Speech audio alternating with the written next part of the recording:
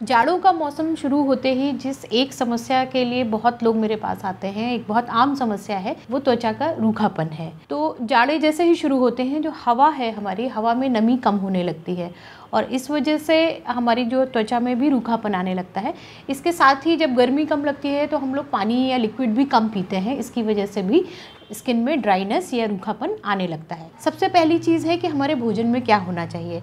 जाड़े आने पर क्योंकि हमें प्यास कम लगती है और हम पानी कम पीते हैं, तो आपको ये ध्यान रखना है कि आपके फूड में सफिशेंट लिक्विड होना चाहिए। इसके लिए आप सूप वगैरह का यूज़ कर सकते हैं। और एक चीज़ का ध्यान रखिए, क्योंकि ठंड के मौसम में अक्सर हम लोग चाय और कॉफ़ी का प्रयोग बहुत ज़्यादा करने लगते हैं। तो चाय और कॉफ़ी वैसे तो लिक्विड है, लेकिन ये आपकी बॉडी को डिहाइड्रेट भी करते हैं, क्योंकि आपके ये डायूरेटिक होते हैं, आपके यूरिन की फ्रीक्वेंसी को बढ़ा देते हैं। इसी तरह से अगर आप अल्कोहल या लिकर का सेवन करते हैं तो उससे भी बॉडी में डिहाइड्रेशन होता है। तो आपको ये ध्यान रखना है कि लिक्विड तो लेना है, पर कोशिश करके चाय, कॉफ़ी या अल्कोहल के बजाय आप इस तरह के लिक्विड लीजिए। जैसे आप नेचुरल ग्रीन टी ले सकते हैं, इसके अलावा आप सूप ले सकते हैं। और हमारे जो मसाले हैं जैसे अजवाइन है, मेथी है, इनका पानी आप यूज़ कर सकते हैं बॉयल करके। तो ये सब आपका लिक्विड्स का काम करेगा। और अगर आप मट्ठे वगैरह के शौकीन हैं तो आप वो भी ले सकते हैं। तो ध्यान रखिए कि सफिशिएंट लिक्विड आपके शरीर में जाना चाहिए।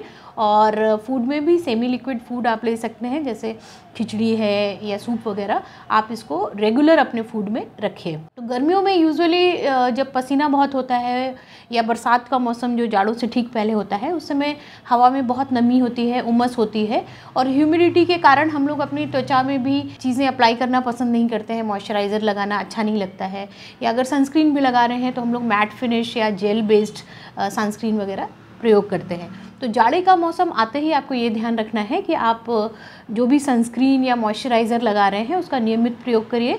और उसमें क्रीम बेस्ड होने चाहिए या न्यूट्रिशन बेस्ड, जैसे विटामिन सी है, विटामिन ई है, इनसे एनरिच किए हुए आपके नाइट क्रीम या मॉइस्चराइज़र होने चाहिए।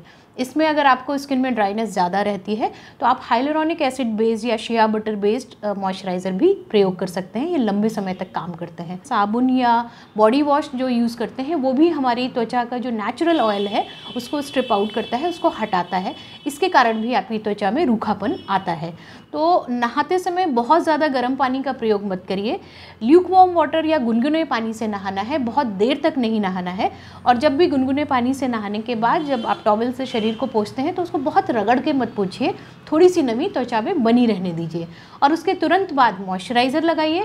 और आपका जो क्लिंजर या बॉडी वॉश भी है वो भी सोप फ्री अगर आप प्रयोग करेंगे, सोप फ्री में जैसे sterile alcohol based cleansing lotions आते हैं या ऑयल बेस्ड क्लिंजिंग लोशंस आते हैं, उनका प्रयोग करेंगे तो त्वचा में रूखापन नहीं आएगा। तो ये तो था कि आपको क्लिंजर क्या यूज़ करना है, बॉडी वॉश क्या यूज़ करना है।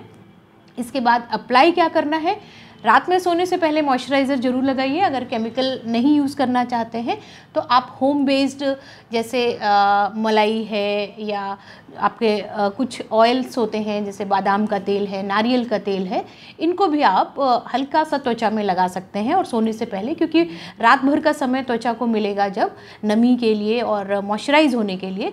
तो सुबह जब आप उठेंगे तो आपकी त्वचा सॉफ्ट होगी और ग्लोइंग होगी। तो और साथ के साथ अपने भोजन में ड्राई फ्रूट्स का, नट्स का प्रयोग जरूर करिए। जाड़ों में गज़क और ये सब dry fruit based food items आते हैं, तो उनको अगर आप प्रयोग करते हैं तो आपकी त्वचा का जो ऑयल है, essential fatty acids, omega fatty acids जो आपके त्वचा में होंगे, उससे आपकी त्वचा में ग्लो बना रहेगा और स्किन आपकी ड्राई नहीं होगी। और इसके बाद भी अगर आपकी समस्या का समाधान नहीं हो रहा है तो आप कुछ सप्लीमेंट्स ले सकते हैं, जिसमें कोलेजन के सप्लीमेंट और हाइलुरोनिक एसिड के सप्लीमेंट्स कैप्सूल फॉर्म में और टैबलेट फॉर्म में आते हैं। इनका अगर आप नियमित प्रयोग करेंगे तो आपकी त्वचा हमेशा युवा दिखेगी और ग्लो करती रहेगी।